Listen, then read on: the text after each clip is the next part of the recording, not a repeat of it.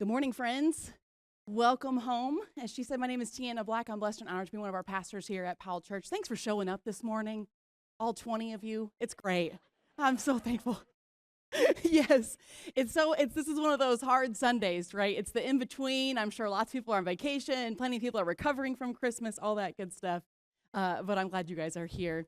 I prayed you had a wonderful Christmas. I'm glad that Kelly opened up by saying Merry Christmas because technically the 12 days of Christmas does not start until Christmas Day. So, honey, you keep those Christmas decorations up as long as your little heart desires. You have 12 days of it. I promise you it's okay. It's safe to have those things up for a couple more weeks, as long as your heart desires. We have a big blended family in our household. Michael and I have 5 kids together, and it's a bit of chaos in our household, especially really all times of the year, but really this season, of course, is a bit more hectic. It seems like in our household, a lot of times it goes from chaos to quiet this time of year. The chaos of excitement, of course, leading up to Christmas Day, and then my boys go to their dads, and Michael's kids go to their moms, and then it's quiet, and we rest. Of course, a huge part of me feeds off of the chaos, right? In some ways. But in other ways, I live for the quiet. And believe me, we are enjoying the quiet as they are all with their other parents. Please don't judge me. I do love my children. However, all things considered, I really feel like this chaos or quiet describes our lives a lot of times, unfortunately. And really, it feels like it describes how our 2024 went. It seemed like either something super heavy was happening or absolutely nothing. Now, not all of the heavy things or the chaotic things were bad things necessarily. I was able to go to Guatemala with my 2 oldest sons. We embraced all things sports. I had somebody asked me this last week where I've been on Thursdays, and that's because I've had football and then going into basketball season, and all of those games end up on Thursday nights, and I truly am thankful to embrace those things. I've also been able to go up to Kentucky, where my oldest son goes to school, where their dad lives, and go to some of his football games as well this season for his senior year. And I'm so thankful for that. Of course, it's a lot of driving. But speaking of driving, we also have another driver in the household. Wyatt finally has his permit, and that's chaos in and of itself, if you have any teenage drivers. And all of those things are beautiful and yet chaotic with our schedule and things, the comings and the goings. And then there's the truly heaviest of moments that come with that chaotic atmosphere. My stepfather took his own life in February this year. The floods that came were more ferocious than we ever could have imagined and really turned a lot of our lives upside down, not necessarily in this place, but many of you know friends and family in those areas. And of course, having one of our youth taken from us in a tragic manner. That one seemed to have both the chaos and the quiet colliding, as it broke our hearts and left us speechless. I'm so very thankful that God is still God in the midst of those things, though. Amen? God is still God in the quiet. He is still God in the chaos, and I'm so very thankful for both in those moments, that God is still present in our midst. So how was your 2024? How would you reflect upon it and observe it? A few years ago, a good friend on her social media said that she selects a theme word or a theme for the year. And every year, I think ever since then, she selected shalom, which is a great one to have. Peace is a beautiful thing to seek. And I think the last couple of years since seeing that, I've stood up here and asked you all what your theme will be for the year. And asked you to have that same mentality of kind of setting the tone for the year. But instead of looking ahead at 2025 this morning, or rather, I should say, in order to look at 2025 this morning, I think that it would give us a better understanding of where we are headed to first reflect upon where we have been. Does that make sense? So we're going to take a step back this morning. What was the theme that you may have selected last year? the beginning of 2024. And how have you been doing? How are you now finishing at the end? Or maybe you didn't select a theme, or maybe you went to a goal or a resolution. How did it start and how is it finishing? You know, the majority of people actually flop within the first week if they set a resolution or a goal. Guilty, hands down, especially if it has to do with weight, right? So, or if you didn't, let's say you didn't select a theme, or you don't set goals and you don't do resolutions with the new year, just think of what your hope was in the beginning of the year, the vision that you may have had for the beginning of the year. Now, this is not a sermon about how you should feel guilty because you didn't follow through, that the ending didn't finish the way you started. This is not something that you should feel a heap of shame or guilt because of how 2024 went. Maybe you didn't even start what you thought you were going to at the beginning. There is no shame being given here this morning. And in fact, as I was driving in this morning and praying, talking to God on my way in, that was something that I said to the Lord, that, Lord, if there's any kind of shame that comes with this message, please cast it out in the name of Jesus. That's not what this is for, okay? But I do think it's important that we reflect upon how we started, how it ended, and all that happened in between. What I think of when I think of this is as soon as an NFL player gets done with a drive, like a quarterback, they're driving down the field, they have a touchdown. The first thing I see whenever they put the camera on them on the sideline is they're looking at a little screen. You ever seen that? It used to be back in the days like Peyton Manning, it was printouts. And they had these pieces of paper and they were flipping through them. And they were looking at the plays and the defense and the things that they could have done differently immediately after the touchdown was made. Even in the success, they were looking retrospectively at what they can do differently. And so that's what I want to do this morning. This most definitely is not a message of shame, but I would like to do is give God thanks and reflect upon all he has pulled us through in 2024, even despite our own selves maybe, by pausing to observe and to learn as we enter into this new year. Because really the temptation here is to enter into the new year with this message of new beginnings, a message of a free reset button, if you will, an eagerness to all that God has for our future and the traditional new year, new me mentality. We've all been there. So we're going to pause on that for a moment before this new year and reflect upon the yesterdays of 2024 in the chaos and in the quiet. So we may know where we are headed in the tomorrows of 2025. I'd like to start by looking at a familiar story. In fact, this is the story that we told when we were at our vacation Bible schools when we were in Guatemala. I got a picture of our team. This is our last, after our last little VBS that we had, and there's our crew there. We had the lions and King Darius, and my son Wyatt and I were the evil schemers that we'll go through here in a second, and sweet little Jen was the angel that she is, if you know her. And then the second picture I have here is a little bit better picture of the lions when we first were pulling out our stuff, and that's Diego and Susie, our fearless missions director, in her Lions outfit. And you've probably heard this story before that I'm referring to in Daniel 6, where he's thrown into the lion's den. And like I said, we'll get to that here in a moment. But first, a little backstory. Let me tell you a little bit about what's going on in the book of Daniel. The book of Daniel takes place after the Babylonians have attacked Jerusalem the very first time.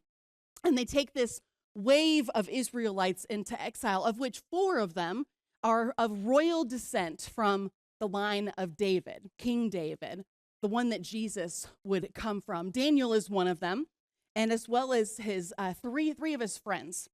Now, you probably know them by their newly given Babylonian names, Shadrach, Meshach, and Abednego. In chapters 2 to 7 are basically stories about Daniel and these friends. First, although Daniel refuses to succumb to their Babylonian methods and way of life, God delivers Daniel and his friends and find favor with them because of they're wise and they're capable, and they end up being elevated by the king of Babylon to kind of take charge over the empire in some capacity, in a great capacity. Chapter 3 specifically is that of Shadrach, Meshach, and Abednego. They are being thrown into the fiery furnace because they won't bow down to the statue of the king. But as they come out unscathed, the Babylonian king then acknowledges their God as the one true God, and we start to see this transformation happen with King Darius. Chapters 4 and 5 are about two other kings in the empire, King Nebuchadnezzar and his son Belteshazzar. Both are filled with pride because of their imperial power, and God warns them of this pride in a dream, of which Daniel then comes and interprets it for them and tells them this message of humility before God. Neither of them, of course, like the interpretation. However, Nebuchadnezzar does eventually humble himself and is restored as king, but Belteshazzar does not and is, in fact, assassinated on that very night. Now, in these two stories, we can see the parallel with this imagery of the creation narrative in Genesis 1 and 2, where the humans are made in the royal image of God, being designated as the authority figure to rule over the lands, to rule over the animals on behalf of God, with God as the world's one true king. But when the kingdoms forget that part, they begin to take power and rebel against God. It is then when God must step in and they will face his judgment. And this leads us to Daniel chapter 6. Because Daniel had such favor with the king, and really he was just really good at his job, and all in all, they were scheming. There were several others that did not like the fact that he was designated to take charge in the empire, and this made the administrators and other officials jealous, and they began to scheme their way into how to get Daniel into trouble. And this is where we're going to start in verse 4, where it says they could not find anything to criticize or condemn because he was faithful, always responsible, and completely trustworthy.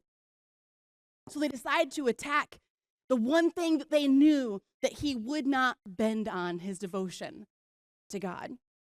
Verse 5, so they concluded, our only chance of finding grounds for accusing Daniel will be in connection with the rules of his religion. And that's exactly what they do. They go to King Darius, they get him to sign this law and boost his ego up, and it says that no one can pray to anyone else but him for the next 30 days, knowing that Daniel would be praying to his God in a very devoted manner. In verse 10, it says, but when Daniel learned that the law had been signed, he went home and knelt down as usual in his upstairs room. With its window open toward Jerusalem, he prayed 3 times a day, just as he had always done, giving thanks to his God. Now, notice, friends, what he does not do here. Notice what it says that he did not, it does not say that he did. Daniel didn't learn of the attack directed at him and then go be in a place of fear. He didn't go and hide his relationship with God. In fact, it says that he continued as usual and opened up those windows pointed towards Jerusalem. He didn't run to the king and complain about the law. He didn't change his routine to hide things. He didn't complain to God about the law or what would become of him because of the attack. He merely goes and does what he has always done, business as usual, kneeling before God just as he had always done, and praise as he always had before, with the spirit of thanksgiving. So as we reflect upon our 2024, as you are observing the ways all things went down, to properly prepare for 2025, how did we handle the chaos? How did we handle the attacks that were brought forward in our relationship with God? When we went to him after we learned of the attack headed our way, did we go to him in fear, with complaints or with thanksgiving? Did you go to him first? Did you go to him at all? Did we fight our battles with words, with anger, with jealousy, or bitterness? Or did we allow the Lord to fight our battles for us? Was going to the Lord part of your usual or your always before the battle began? Or merely a reaction of what was coming, a reaction to the chaos or to the quiet? The men who had been scheming go to Daniel and, of course, find him praying. They rush to the king to tell of his insubordination and force the king's hand against him. The king was just so troubled because he loved Daniel and even tried to figure out some sort of way to get him out of this predicament. But the little weasels of the men stressed to him that once this law is in place, there's nothing you can do about it. So the king gives the order to put Daniel to death, to be thrown into the lion's den, saying, "May your God, whom you serve so faithfully, rescue you, Daniel." And I hear the plea in Darius's words, "I hope your faithfulness counts for something because I can't do anything." Darius had faith. He had faith because of who Daniel was. He had faith that it was born out of how Daniel trusted in the Lord. It says that the king then paces all night long, spends all night fasting and praying on Daniel's behalf. And he goes up the very next day, very early in the morning, hurries to the lion's den. And then in verse 20, it says, when he got there, he called out in anguish, "Daniel, servant of the living God, was your God, whom you serve so faithfully, able to rescue you from the lions?" Daniel answered, "Long live the king. My God sent his angel to shut the lions' mouths, so they would not hurt me, for I have been found innocent in his sight, and I have done no wrong to you, your majesty." The king was overjoyed and ordered that Daniel be lifted from the den. Not a scratch on him was found, for he had trusted in his God. Then the king gave orders to arrest the men who had maliciously accused Daniel.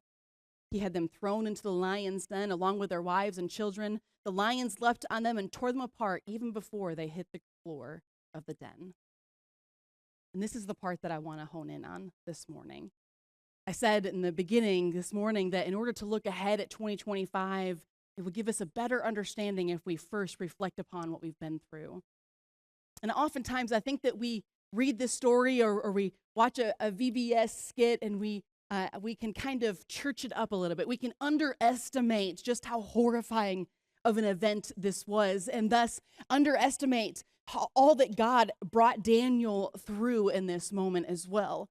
I think we read this story and church it up. We paint this picture of the lions being touched by the angel just as sweetly as Jen did when we were in Guatemala.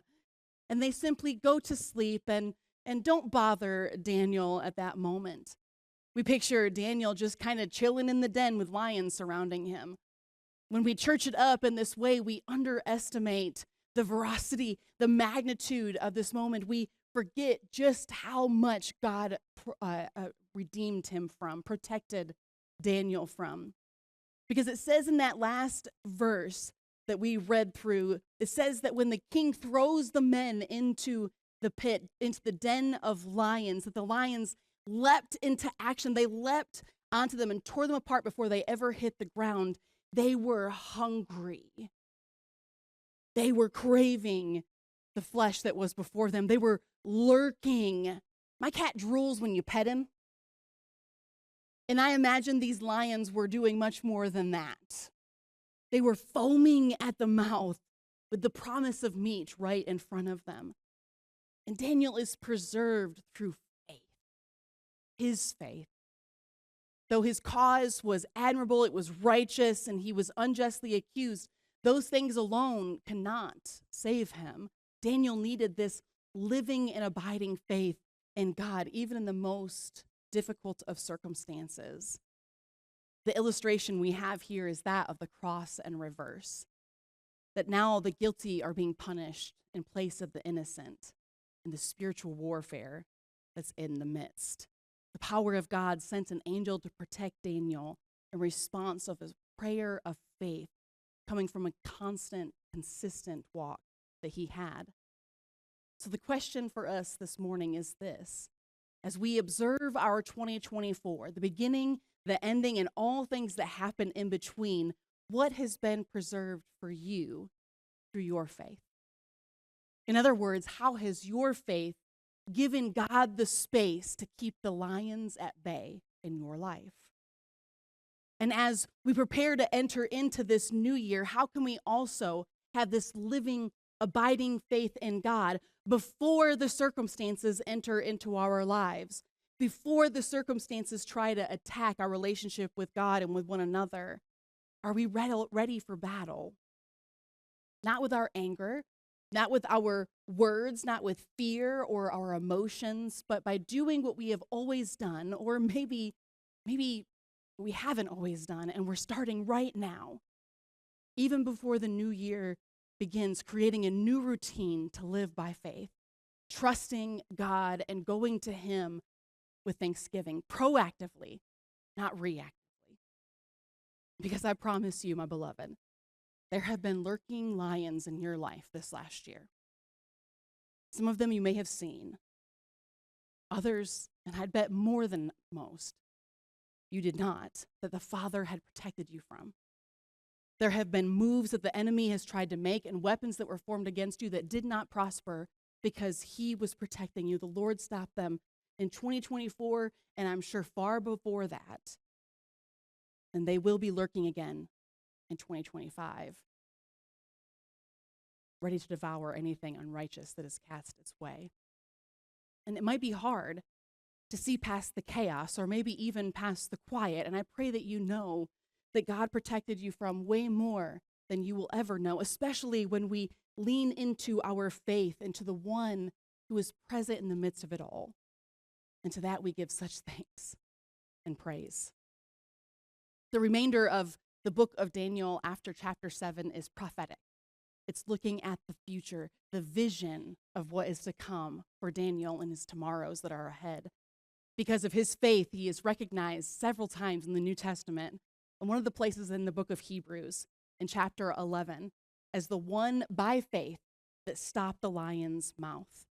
He's lumped together in this entire chapter of a long list of those who show faith. Faith in this reality of what we hope for the evidence that we cannot see, it says in verse 1. And in verse 2, it says, through their faith, the people of the days of old have earned a good reputation. This entire chapter is talking about those people in the days of old who put their faith into action. By faith, Abel brought God a better sacrifice than Cain. By faith, Enoch was taken up so that he would not see death. By faith, Noah being warned by God about things not seen. By faith, Abraham, he was called and so obeyed. By faith, Sarah received the ability to conceive in her old age. By faith, Moses was hidden after he was born by his parents for 3 months. By faith, the walls of Jericho are torn down. I don't know what your story will be like. I don't know what the end of your 2024 will have in store these next few days, and I don't know what 2025 has ahead. But I do know that by faith, your story can be written just as much as Daniel, as Abraham, as Noah, as Sarah, as the walls of Jericho. By faith, God's grace wipes away the memory of our sins and blunders. By faith, God will lead us in a manner that is free of those sins and blunders, and that we may learn from them and continue on into perfection. By faith, God is there in our tomorrows. He is already fighting the battles of all that is lurking, the things that we cannot see, keeping the lions at bay. As Oswald Chambers puts it, faith never knows where it is being led, but it loves and knows the one who is doing the leading. It's by this faith and the one that is leading that I feel the Lord calling us to receive this proclamation over us, over each other this morning. I'm going to invite my friends to come forward that are going to help me this morning. I felt the Holy Spirit leading to close the year in self-examination upon our faith, but also in a blessing of the yesterdays as well as a blessing for the tomorrows that are ahead. So as you prepare to make plans, to set goals, to set a theme, to have resolutions, hopes for 2025, I invite you this morning to pause and reflect upon your 2024. How did the in-between go? All while giving God thanks and praise for all you know that He brought you through, but even more so, all that you know that you don't know He brought you through. And then as you reflect upon the beginning and the ending and all that happened in between, invite God into that space. Invite faith to be in the equation for 2025. And ask Him for the vision before you endure all that is in store ahead, in the chaos and in the quiet, because you know the God who is present in both. And by faith, walk alongside the one that is leading.